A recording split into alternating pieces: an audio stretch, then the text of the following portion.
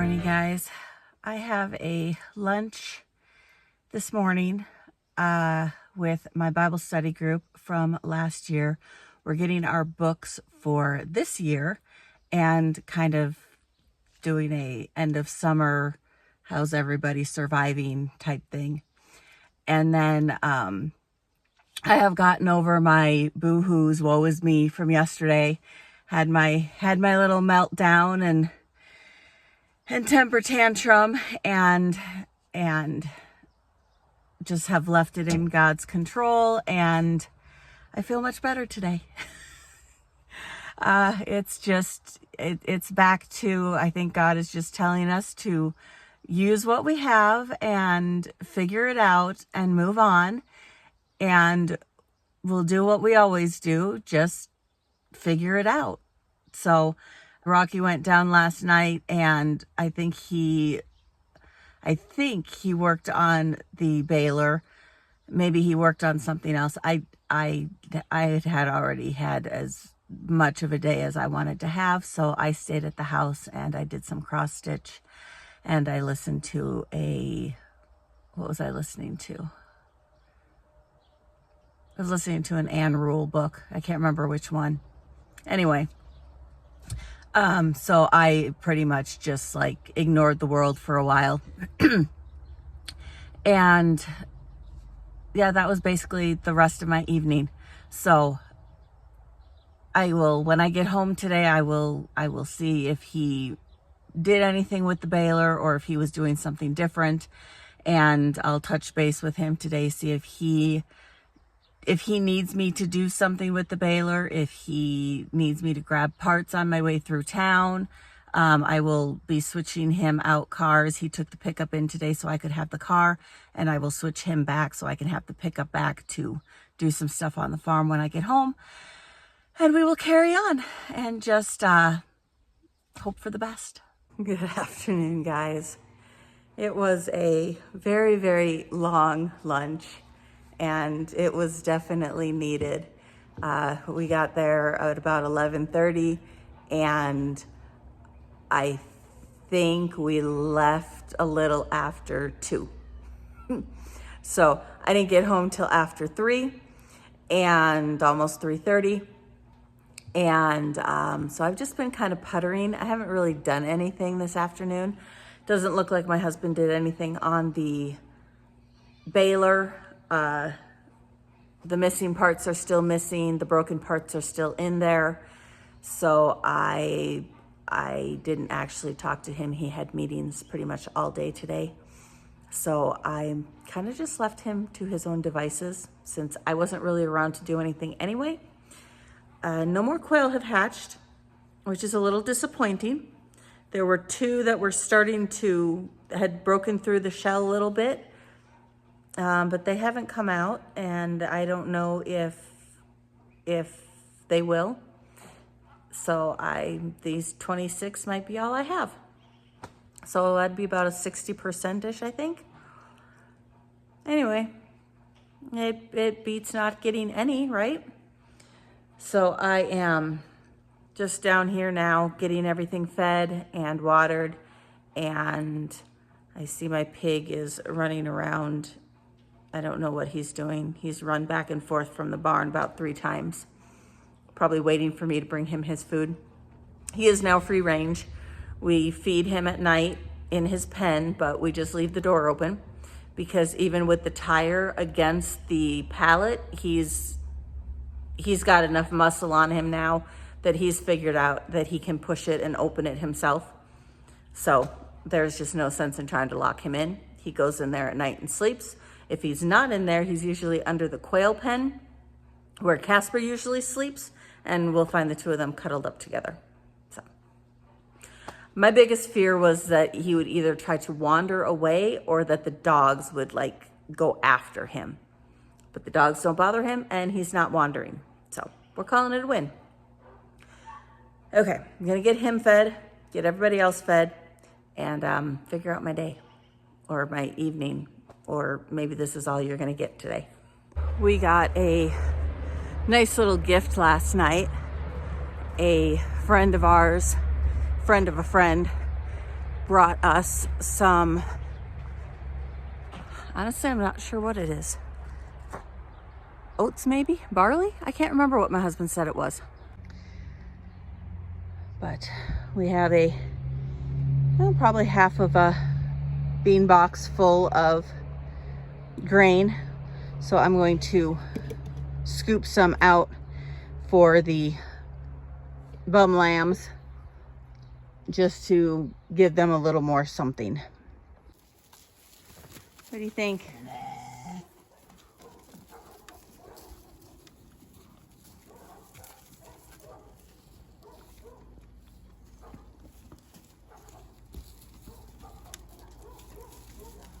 Good morning, guys. We just got the loader started. It is a fairly chilly, I'm regretting not putting a long sleeve shirt on, overcast, cloudy, cold day. And we've come to the conclusion that our baler is dead in the water. So it's going to cost way too much to try and fix it. It's pretty much beyond repair. So we're going to go park it back in the weeds, and I don't know what we're going to do. So that's a husband problem. There she is in all her glory. Now it's a matter of making the tractor fit the baler. Okay, what are you doing? Well, you're complaining that it's really tough to crank. Crank. There, that's the word. Yes. Is there a magic trick to make it not so hard? There is a magic trick to make it not so hard. Besides just using... No. This little lid, these are the quality jacks. These aren't the Harbor Freight jacks. Harbor Freight jacks just suck. This jack comes apart on top. So then you can grease it. And then you can grease those little gears in there. Huh, look at that. Well, that'll save my arms some wear and tear.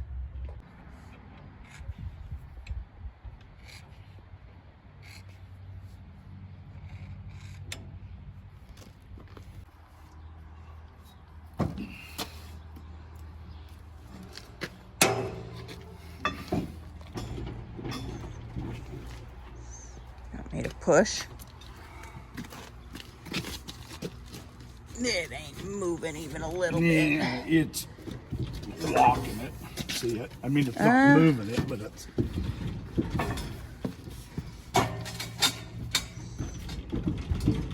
loose. Oh, there you go. It's lock. It'll lock.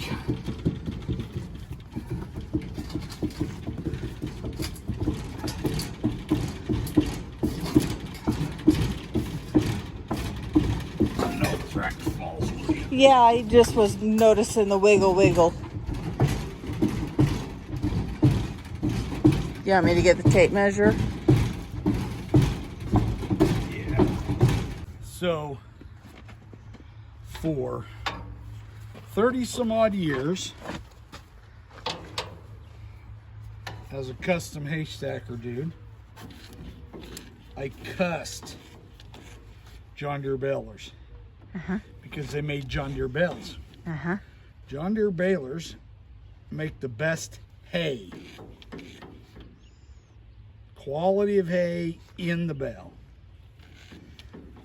But what they do not do is make the best bale. So now, 30 years into this, when I should know better, now we're the proud owners of John Deere baler. We used to have one, and when we got rid of it, what did I do? I did the happy dance. Yet, I bought another one. So, I might be cussing it again. But the good thing is... we have a baler. No. Well, yeah. Yeah, but the other side of that is, we need a baler that makes bales that old people like you and I are able to lift. Yes. So, because as much as we want to say we can still lift 100-pound bales, we can't. We can't. Now, this is a 14 by 18. Our inline was a 16 by 18, and it made 100 plus. These,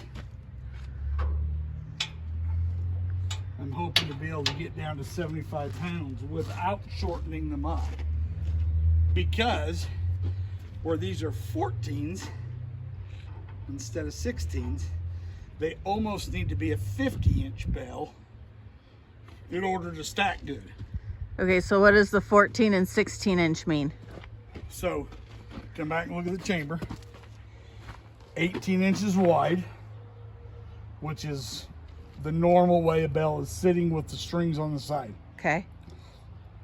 So it's the same height, but it's not as thick. So when this goes on my hay stacker, with the 8 or the 16s, there's five to a stacker load in depth. When I stand it up, it's 9 high, 5 deep. Now I'm going to be standing up 9 high, 6 deep. So it makes a smaller bale. Makes a smaller bale. Okay. Which means it should be lighter. But because we're old people, I'm probably going to cheat again and probably not make them 9 high, so that when they fall on our heads, then they won't be falling from as far up. If that makes sense. It does, and that would be a good thing since I'm usually the one that has to pull them down. Yes. And since the only stacking we have to do is our own,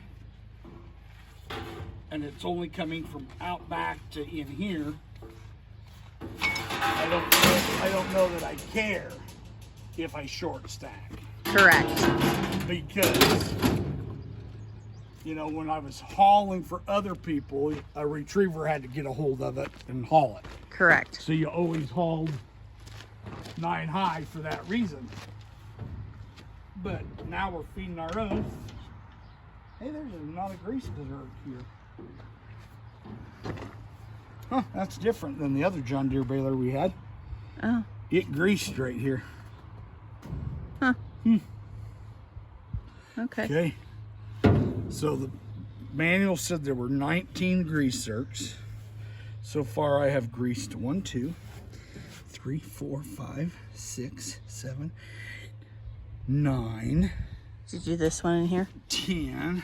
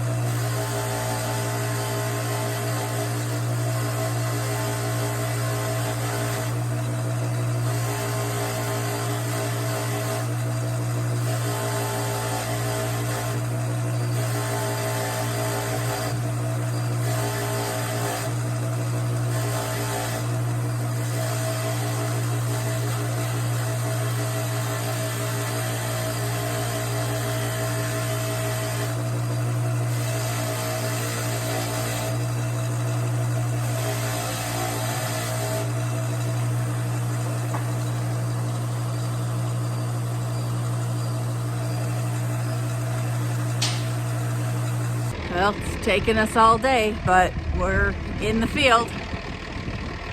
Cross your fingers.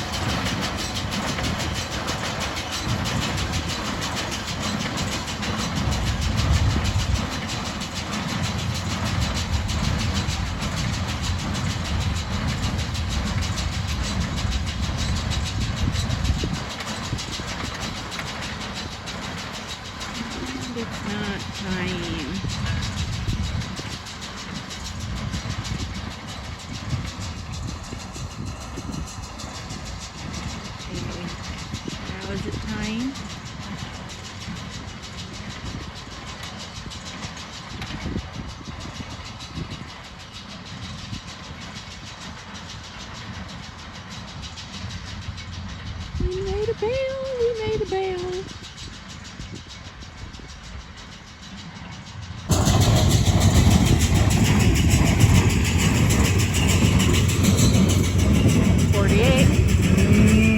Not quite. Not quite.